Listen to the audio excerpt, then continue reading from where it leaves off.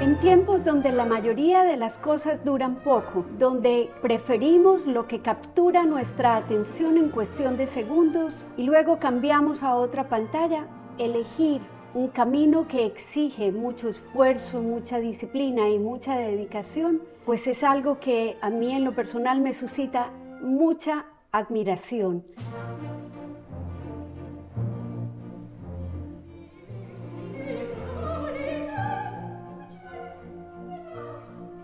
He invitado a una cantante de ópera, quien a lo largo de su vida ha encontrado justamente o ha elegido actividades que requieren un gran entrenamiento para ver la obra en escena y naturalmente un contacto muy profundo con sus emociones, con la respiración y con la escena total que es la experiencia de la ópera. Te doy la bienvenida, Viviana.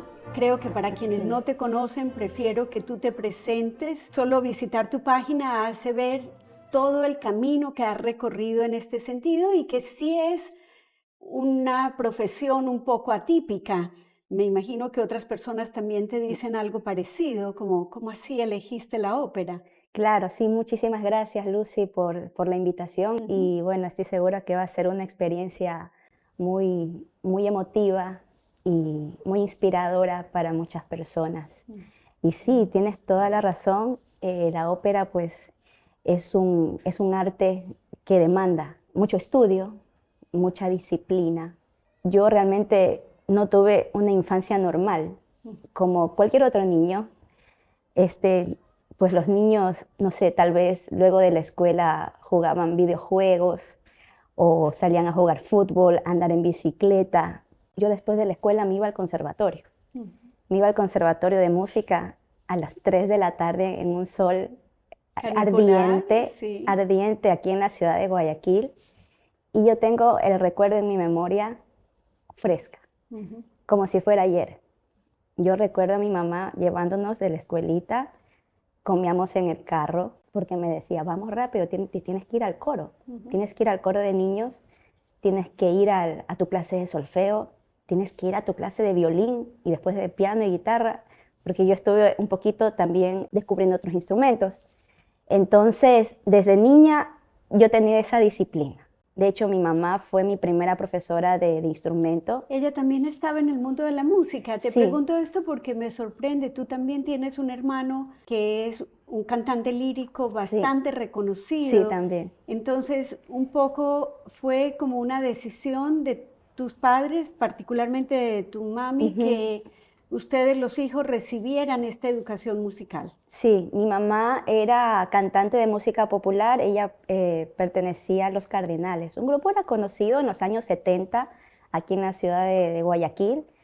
Se presentaban en el show de Bernard, por ejemplo, de aquella época. Pues ella decidió que nosotros también estemos en el mundo de la música, pero de una manera más profesional, y nos metió en el conservatorio de música. ¿Sientes tú que este camino un poco fue elegido por tu mami? ¿Tú sintonizaste cuando eras chica, peleabas con ir al conservatorio o en la mayoría de las veces ibas a gusto? Yo iba a gusto porque siento que siempre me relacioné con el mundo de la música. Yo crecí rodeada de música porque mi mamá hacía sus ensayos musicales en casa.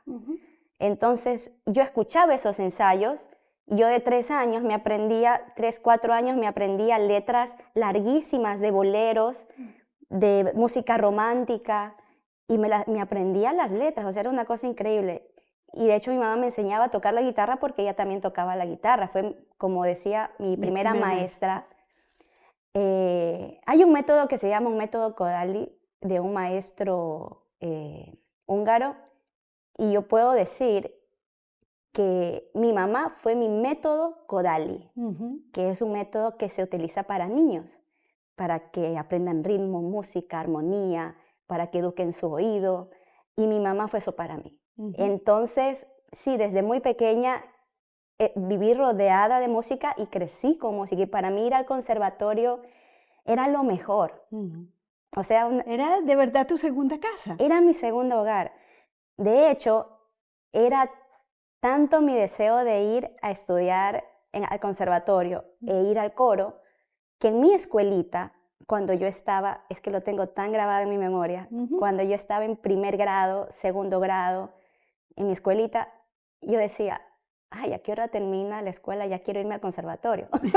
O sea, a ese nivel. La escuela era tu obligación, sí. El conservatorio era tu deleite. Y era mi deleite, exactamente, era mi deleite. Y ese sentimiento lo tenía desde los 6 años, o sea, 6, 7 años. Qué lindo que tu mami haya logrado transmitir eso en ti y en tu hermano, pues es natural que si los dos han elegido esto como una profesión, sin duda el que haya estado asociado con mucho gusto, con esta parte emocional positiva, es importantísimo, como que me lleva a hacer esta reflexión de ver talentos en un niño y cultivarlos y que esto está asociado con algo positivo, sin duda debe ser la clave para que hoy todavía ustedes estén deleitándose con esta actividad. Sí, realmente por mi mente nunca pasó ninguna otra profesión. Realmente no. Como te digo, crecimos rodeados de música y siempre ha sido así. Siempre ha sido así. O sea, tú no te cuestionaste, esto es lo que yo quiero hacer, como que venía dado. No, o sea, yo en mi infancia, ya desde niña, yo ya sabía lo que quería hacer. O sea, yo nunca tuve un conflicto interno de ver qué hacer con mi vida. Siempre la tuve clara. Mira desde cómo el inicio. Acabas de decir de manera sencilla, como que la música también te dio un propósito. Y en la medida en que no te lo cuestionas, porque vas fluida con esto, es decir, vas en perfecta congruencia entre cantar, estar en un escenario y obviamente desarrollar todas las habilidades que sean necesarias para hacerlo bien, pero no hay el cuestionamiento, quisiera estar en otro lado, ¿por qué estoy haciendo esto? Nada. Nunca me cuestioné el por qué estoy haciendo esto. Para mí era lo más normal, sí, lo más normal. Como orgánico, como decimos hoy en día. Correcto, para mí es lo más normal decir, tengo ensayo, me voy. O decir, mañana tengo una presentación, tengo que ir al teatro. O sea, decir, tengo que ir al teatro para mí es como decir para cualquier persona, mañana tengo que trabajar, tengo que ir a la oficina, tengo que ir a trabajar, tengo que ir al banco. Como una persona que tiene sus horarios normales, para mí es lo más normal. Tengo que ir a ensayo. Hoy domingo ensayo. Correcto, entonces nuestra vida es diferente también. Tenemos un estilo de vida diferente al de cualquier otra persona. Manejamos nuestros propios horarios. Somos más sensibles y eso nos hace diferentes realmente. Quisiera que profundizaras un poquito sobre eso, porque una de las cosas que a mí me conquistó de la ópera, como hablábamos antes de micrófonos, yo de niña no tuve mucho contacto con la ópera, sí con la zarzuela, porque en Medellín había bastantes presentaciones de zarzuela y tal vez a diferencia de la ópera uno como que siente la zarzuela más cercana por ser en español uno, y dos, porque muy a menudo también, además del canto, hay conversaciones, como que uno empezaba a relacionarse con lo que decía la música. Sí. Esto de las emociones es mi pregunta. ¿Crees que la experiencia de la ópera y las emociones pues están muy unidas? En la parte emocional, la ópera y la zarzuela van de la mano realmente. Aunque se cante en otro idioma, la ópera por lo general se canta en italiano, en francés, en alemán. Más bien desde el punto de vista del cantante, tenemos que estudiar bien y profundizar en ese idioma para poder transmitir todo el sentido que dicen las palabras y la gente pueda vivir la experiencia así como vive la experiencia viendo una zarzuela. Pero eso es lo que a mí me conquistó de la ópera, justamente. Yo llegué a la ópera grande, contaba también que es que en Londres, donde vivía a mis 24 años, era más barato ir a la ópera que al cine. Entonces, la experiencia de la ópera empezó a ser frecuente en mi vida y una de las cosas que a mí me conquistó en lo personal fue eso, que yo podía llorar de la emoción en una escena y yo no estaba entendiendo las palabras, estaba entendiendo las emociones que acompañaban esa escena. Es muy interesante lo que me acabas de decir de las emociones, aunque no entiendas lo que estás escuchando. Y precisamente eso me lo había dicho mi maestro, Javier Rivadeneira, me decía, mucha gente tal vez no puede entender, pero siempre tienes que cantar con un contenido emocional. A la gente, si tú le transmites con ese contenido, puede hasta llorar. Por la emoción que le suscita. Por la emoción, porque la gente se va con el recuerdo de lo que oyó que de lo que vio. La puesta en escena puede estar hermosa, pero lo que oye es lo que realmente lo transforma. Y yo lo viví una vez. La primera vez que me pasó fue cantando. Estaba en un ensayo con la Orquesta Sinfónica de Guayaquil en el Teatro Centro Cívico. Íbamos a hacer una gala de ópera y con coro también. Y yo estaba cantando el aria de la muñeca de los cuentos de Hoffmann, ¿ya? Y una muñequita es algo pues superficial que canta, como es una muñeca, canta notas vacías, podría decirse. Es una muñeca, entonces no transmite emociones. Sin embargo, yo estaba metida en el personaje, ¿ya? Porque así me lo habían enseñado, a pesar de que sea una muñeca. Entonces yo estaba actuando como muñeca, superficial, sin sentimientos, sin nada, y terminé mi aria.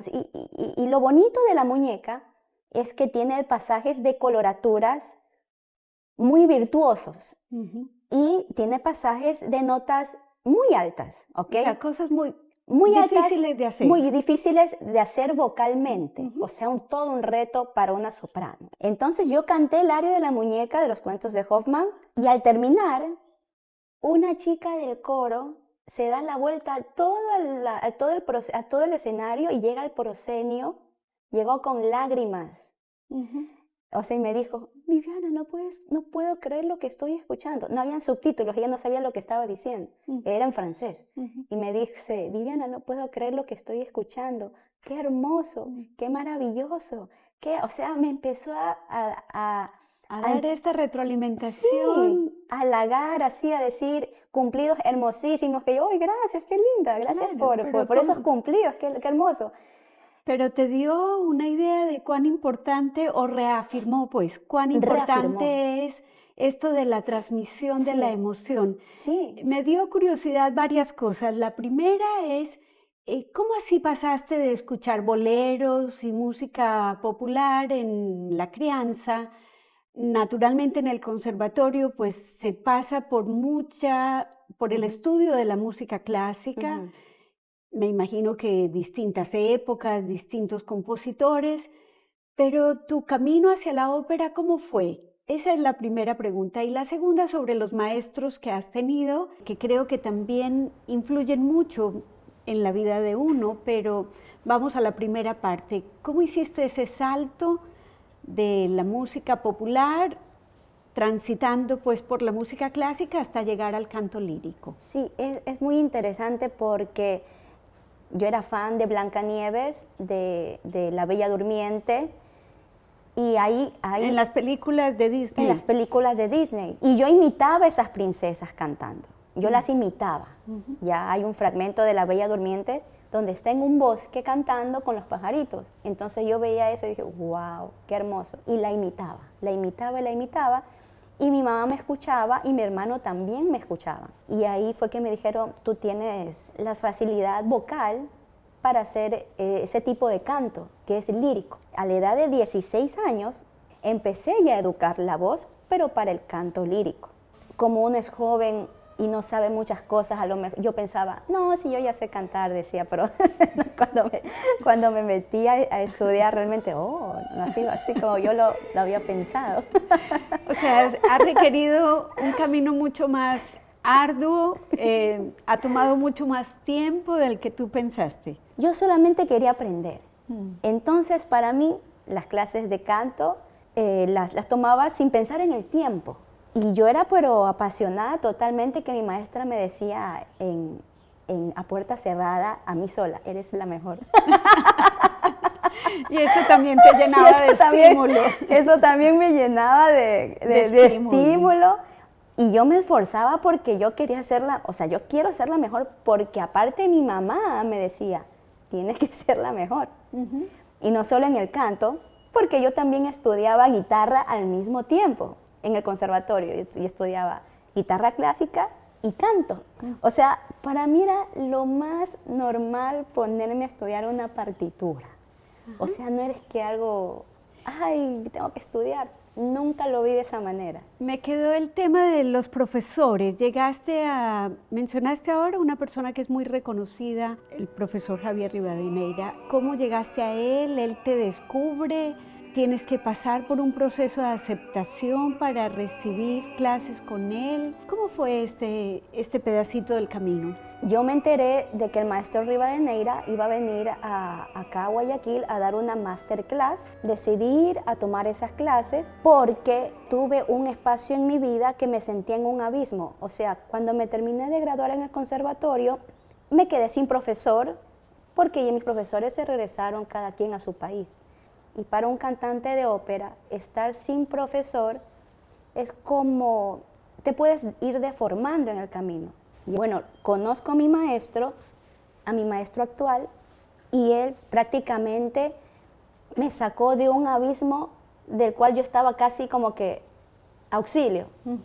Y con él ya empecé a ver el canto y a estudiar el canto ya a un nivel profesional, ya a un nivel de maestría. Realmente un cantante lírico no puede estar sin alguien que lo esté corrigiendo. Sin una guía, sin alguien que esté ahí. Correcto. Pavarotti, el mismo Pavarotti, iba cada cierto tiempo donde su maestro para que lo escuche, porque nosotros también nos guiamos mucho por las emociones y por lo que sentimos internamente, y uno puede pensar que lo está haciendo bien, pero no lo estás haciendo bien. Entonces, para eso necesitas ir donde un maestro.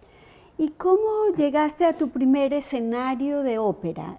Sí, mi puerta para eso fue el conservatorio mismo. Presentábamos recitales líricos para nuestro público, para los padres de familia ya. Presentábamos, me acuerdo, la ópera Rigoletto. Y yo hice un papel súper difícil a una edad muy temprana, que era el papel de Gilda. Es un papel monumental, que yo no tenía conciencia de la dificultad de ese personaje, y yo lo cantaba, o sea, por mi juventud no le tenía miedo a nada.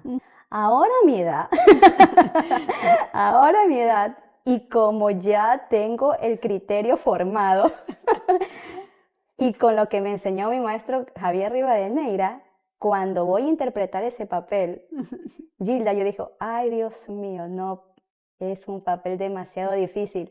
Pero con miedo y todo lo haces, que es una de las consignas que Mundo Interior viene repitiendo. Claro. Señalado un aspecto que para quienes nos escuchan también es muy importante, que uno, esa edad, ese no tener la conciencia real, veamos la maravillosa no temeridad que tiene un joven. Eso te permitió a ti cantar ese papel tan exigente y tan difícil sin saber realmente en qué te estabas metiendo, pero creyendo que sí lo podías hacer, y lo hiciste. Sí, lo hice a mi manera. Por supuesto. Pero es inaceptable hacer lo que hice en Europa. Es inaceptable, pero lo hice aquí sin tener conciencia realmente. Y esta conciencia que vamos teniendo mayor a medida que conocemos más, es también normal que nos suceda. Al mismo tiempo sabemos que a medida que vamos profundizando en cualquier disciplina, y tú has señalado lo importante que es el oficio de ser cantante, es la práctica, es la tabla, es el escenario, lo que más te va dando herramientas, pero por supuesto que vas siendo más exigente contigo misma, seguramente vas teniendo también más herramientas para enfrentar ese miedo escénico que, como dices, en las primeras presentaciones del conservatorio era inmenso, pero a medida que ha ido pasando el tiempo, pues has ido encontrando mecanismos que te ayudan a sobreponerte a eso, y aún así teniendo miedo y todo, hacerlo. Aún así, teniendo miedo, teniendo náuseas, teniendo ganas de querer irme, o sea, siempre los nervios van a estar, porque soy más consciente de lo que me estoy metiendo. Ahí lo difícil es realmente aplicar lo que aprendiste fuera de escena, aplicarla dentro de escena. Eso es lo que te da nervios, ¿ya? Y es normal, realmente, es normal, pero tienes que tener control mental también.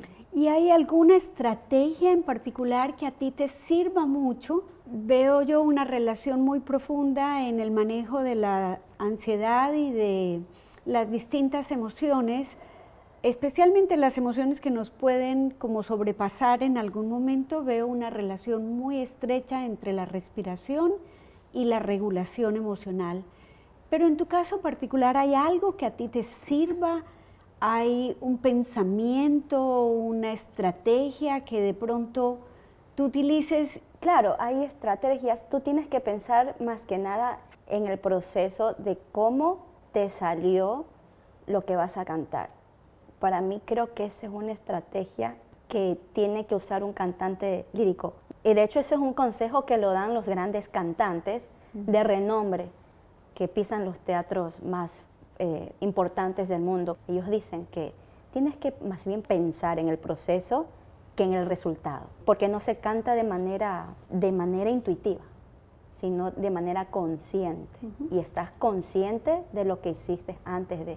Refuerzas para mí una idea grandiosa y que tiene que ver con el conocimiento en psicología, y es que el ensayar, haber ensayado tantas veces, es donde tú vas a apoyar tu confianza. Sí. No en que me tiene que salir de esta manera, porque tal vez si tú piensas mucho en el resultado terminas bloqueándote. Correcto. Eso es lo que sucede en lo que yo enfrento, por ejemplo, ansiedades por bloqueo, en lo académico, en distintas áreas, en tenistas profesionales, como el estar pensando que no les va a salir el saque, tal vez es lo que hace que el saque no les salga. Recordar el entrenamiento y cómo el hacer 300 veces un saque es lo que hace que tu cuerpo como que recuerde qué es lo que tiene que hacer. Exactamente. A eso básicamente te refieres tú. Exactamente. Y es bien interesante este punto porque la voz todos los días no te sale igual. Tu cuerpo todos los días no reacciona de la misma manera, porque una noche te puede salir bien, pero realmente no estás segura si la siguiente función te va a salir igual. Entonces, ¿qué es lo que tienes que hacer como cantante de ópera? Primero, calmarte. Calmar tus emociones, ¿ya? Porque si no te sale igual, la siguiente noche no tienes que apuñalarte en el corazón, que no me salió, no. Simplemente salió diferente, porque el cuerpo, nosotros también funcionamos de acuerdo al estado emocional que nos encontramos, mentalmente, emocionalmente y también físicamente. Qué lindo eso que acabas de decir, porque creo que se aplica a todas las cosas de nuestra vida. A veces cuando tenemos una exigencia como bastante rigurosa con las cosas, no damos ese margen de posibilidad, y es que aún sabiendo no me va a salir este podcast igual ni con todas las personas que invite, ni en el mismo día. Si es que tengo 2 podcasts, puede que no me salga la misma fluidez en la conversación o que cometa más errores. Sin embargo, ¿cómo ser benévolos con nosotros mismos frente a esas variaciones? Si pensamos que son normales, no nos vamos a dar tan duro probablemente. Claro, y de hecho eso también me enseñó mi maestro, que no sea tan cruel conmigo misma, porque a veces uno puede llegar a ser cruel y uno mismo, no, me salió mal, soy un fraude. No está bien eso tampoco. Entonces yo aprendí en los últimos años, aprendí que no todos los días la voz amanece igual. Entonces tú tienes que trabajar mucho con la psicología y mantener todo tu cuerpo y toda tu emoción en un equilibrio para que te salga la voz, te salga la interpretación, te salga tu actuación, la parte ya dramatúrgica de la ópera para transmitir esa emoción. Entonces es una concentración que tienes que tener aunque a veces la voz no esté en su punto,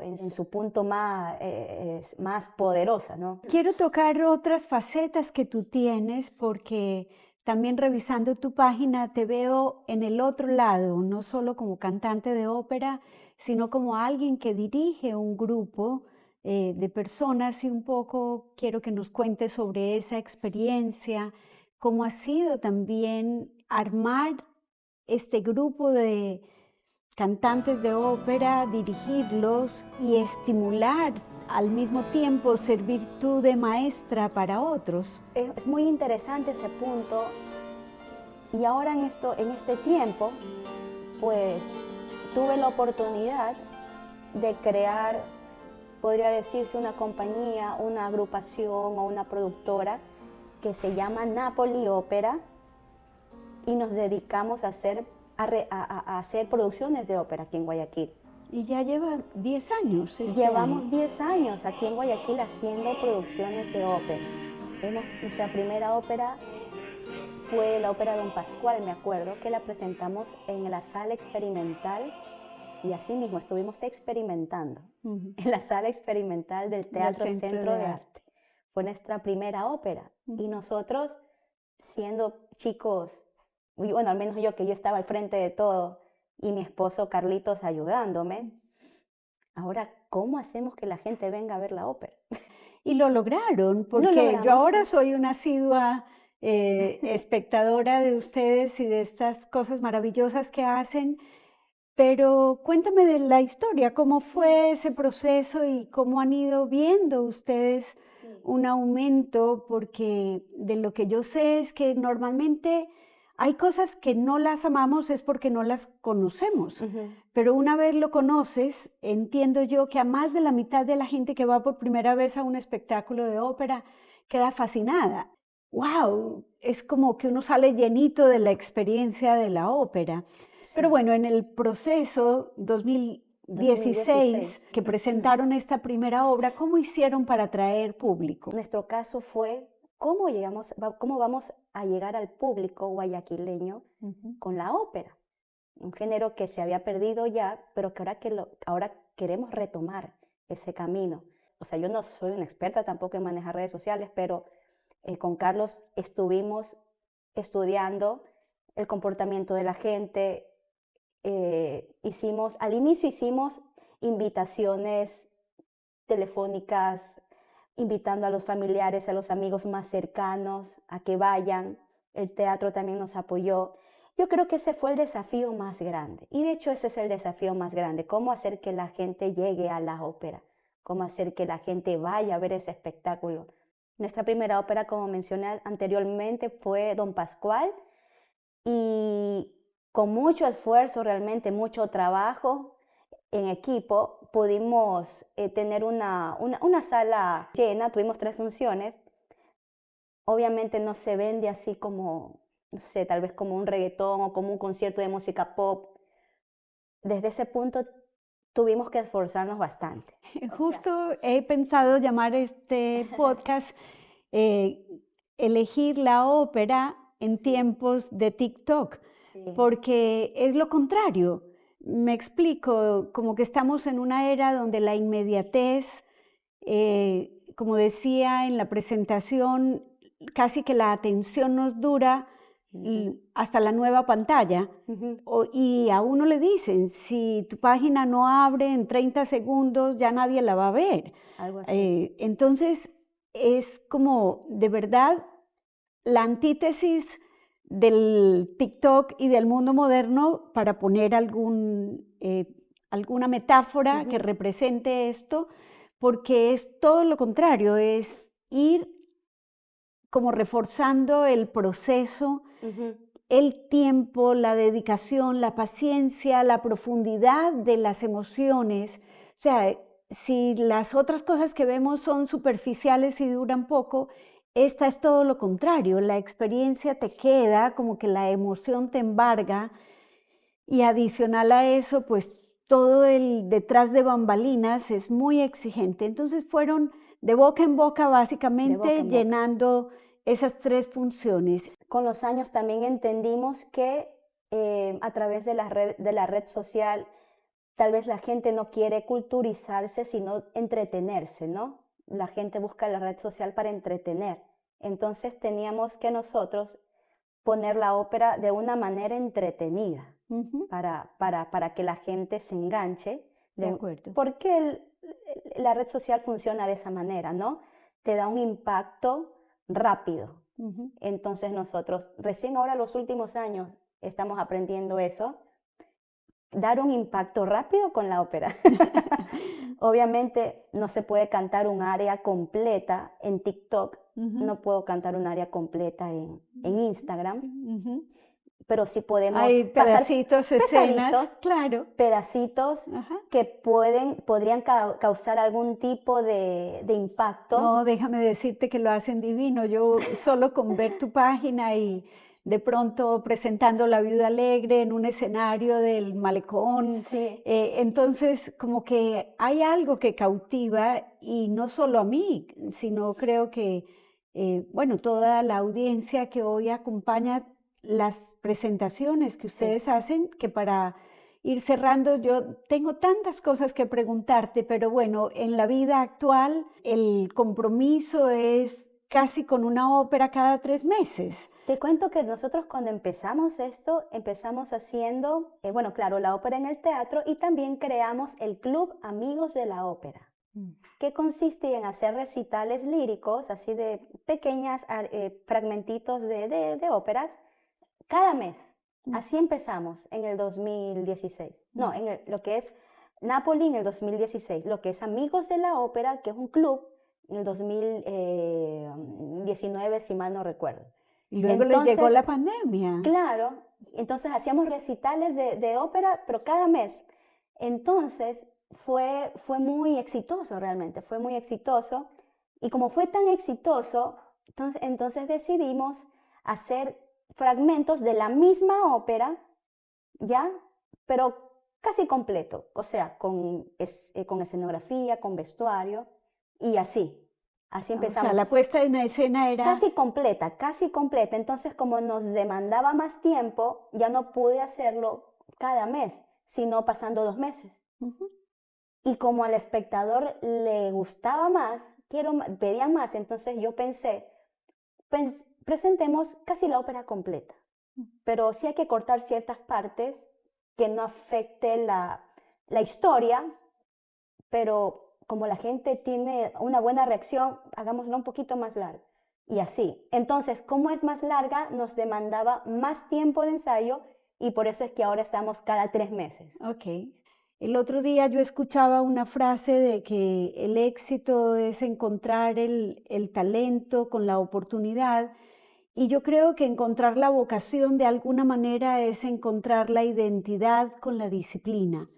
Entonces, no fue tu caso, a ti nadie te desestimuló para ser cantante, pero lo que yo veo como psicóloga desafortunadamente sí es que chicos y chicas que de pronto tienen un talento, les dicen, no, pero de eso se va a morir de hambre, ¿cómo se va a dedicar a la música si de eso no va a vivir? ¿O cómo se va a dedicar al teatro o a cualquier arte?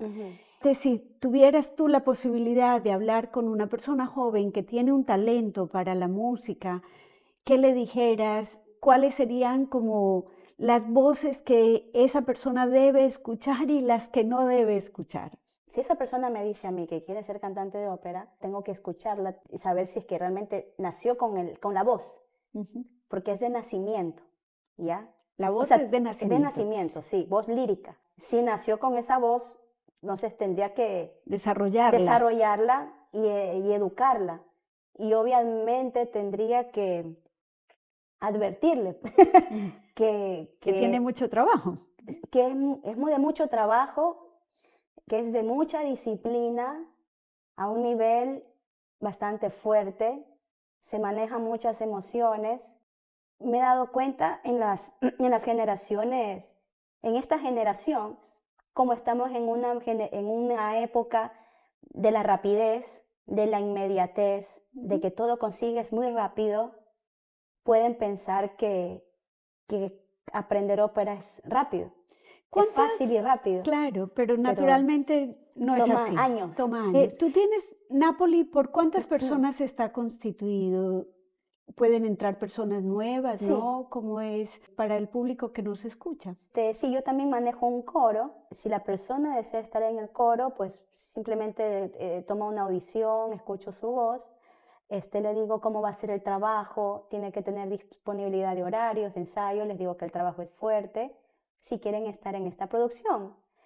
El tema con los coros es que tiene una característica, que los coros siempre rotan, siempre hay gente que se va y siempre hay gente nueva que viene. Están en una producción, luego a la siguiente producción realmente tú no sabes si vas a contar con esa persona, con ese corista o con ese solista para la siguiente producción. Entonces, sí, si alguien se quiere participar en una producción, ya sea en el coro o como cantante solista, tiene que estar comprometido 100%, Claro, ¿no? o sea, yo diría, por lo que te comprendo, Nápoli tiene un grupo de personas Sí. más o menos fija y Sí, tiene más o otra menos. población que a veces está en una producción y a veces no está en la Correcto. siguiente por razones de tiempo, por lo que sea, pero Sí. normalmente las personas que llegan a Nápoli vienen del coro. Sí, del coro, y también es también de acuerdo a la ópera que se va a presentar, que se necesita la cantidad de coro y la cantidad de solistas. Muy bien. Aquí como en Guayaquil o en el Ecuador entero, los cantantes solistas somos muy pocos, muy pocos desde el punto de vista de preparación, somos contados con los dedos de las manos prácticamente. Suelen ser los mismos, Y casi todos en tu familia. todos son mi familia. La verdad que sí, pues tienes hermano, cuñada, tienes Sí. varios miembros de tu familia que son, Sí. que están en el mundo de la ópera. Son los mismos, Que como te claro. digo, Vivi, para mí ha sido hermoso escucharte. Creo que representas esta diferencia con relación a los tiempos que vivimos. Tú has elegido un camino que es difícil, altamente satisfactorio, no te imaginas haciendo otra cosa y en la vocación que tienes has encontrado un propósito que te llena la vida, que te llena de alegría, que te da motivos para levantarte cada día. Y ese es el beneficio de lo que yo quiero transmitir o de lo que queremos transmitir hoy en Mundo Interior.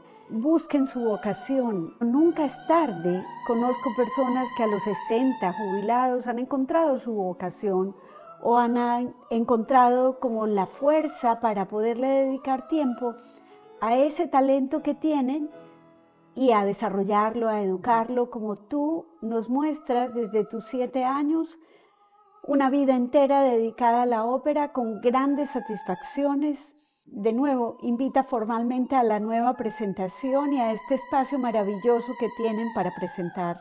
Sí, igual, Lucy, muchísimas gracias por esta entrevista, y sí, quiero aprovechar para invitar al público en general a nuestra próxima producción de Napoli Ópera, que se va a llevar a cabo este 19, 20 y 21 de marzo a las 18 horas en nuestro teatro exclusivo de Agripac.